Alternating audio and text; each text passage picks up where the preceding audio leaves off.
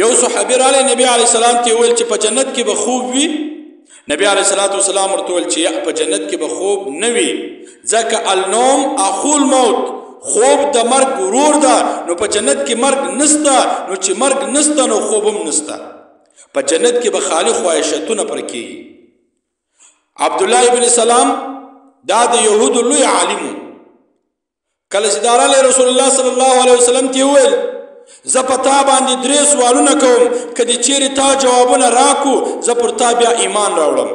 رسول الله صلی الله علیه وسلم ورته وویل سوالونه دې وکړه.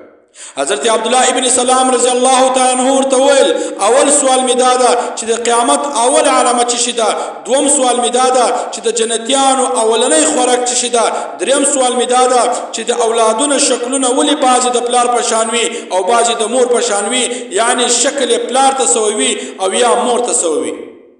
نبی علیه السلام ورته وویل اول سوال جواب دی دا ده چې د قیامت اول علامه دا ده چې د مشرق له طرفه به څخه اور را روان سي او خلک به د مغربو طرف ته راځغلي، خلک به د مغربو طرف ته جمع کېږي، د مشرق له طرفه څخه به اور ظاهر سي. دوم جواب دی دا ده چې د جنتیانو اولنۍ خوراک به د مایي ینه وي. سبحان الله. جنت د خواهشاتو ځای ده، دنیا د خواهشاتو ځای نه ده.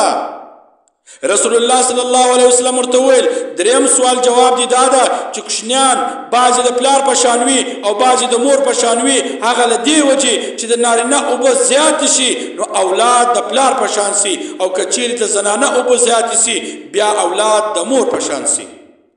نو حضرت عبدالله ابن سلام رضی الله تعالی عنہ ورته وویل بالکل صحیح جوابونه دې راکو.